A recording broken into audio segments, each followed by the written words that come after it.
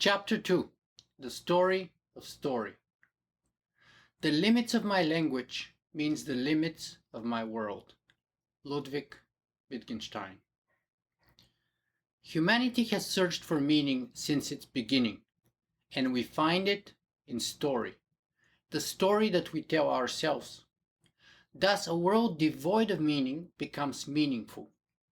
But this meaning is given by and designed for us, and it is created in language. The truly unique feature of human language is not its ability to transmit practical information about animals, rivers, stones, and trees. This feature is present in the languages of many other species, such as whales, dolphins, apes, elephants, birds and bats, even bees. What makes human language unique is its ability to transmit information about things that don't exist in the physical world at all. Things like gods, money, law, ethics, corporations, and so on. In other words, what makes our language unique is its ability to tell fictional stories. That is why ours is a fictive language. And this fact is very important for the two key features of our civilization. Number 1. Large-scale cooperation.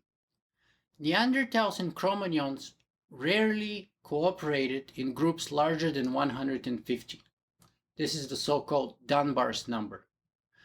This placed a rather low upper limit on what they could actually accomplish. Homo sapiens, however, when given a powerful enough story, can exhibit cooperation among millions of strangers working towards the same goal. And what we can accomplish is of unlimited scale. Both positive and negative examples abound in history, from wars and genocides through sports events, religious rituals, social movements, construction projects such as the Great Wall of China, or technological and scientific ones such as the Large Hadron Collider and space exploration. 2. Fast cultural evolution.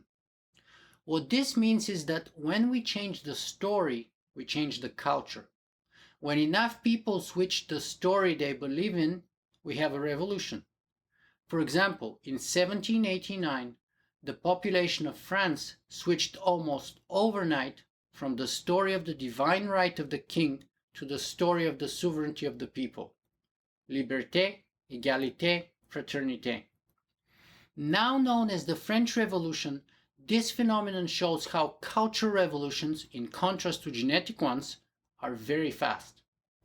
This is the main reason why humanity has outstripped all other species in evolutionary terms, because we're using culture, not genes, to evolve faster. Every revolutionary paradigm switch, be it the French Revolution, or the Scientific Revolution, or the Industrial Revolution, is accompanied by a respective cultural switch in story about what the paradigm could or should be. That new story is in turn told by coining new language about political or legal rights, scientific concepts, or business terms. Because new stories require new language. So the expansion of story necessitates the expansion of language, and the expansion of language creates opportunities for new stories. In short, without our fictive language, we can't have a story, and without the human story, our human civilization will not exist. So the story of story is the story of our language. Kenneth Burke said it best: language does our thinking for us.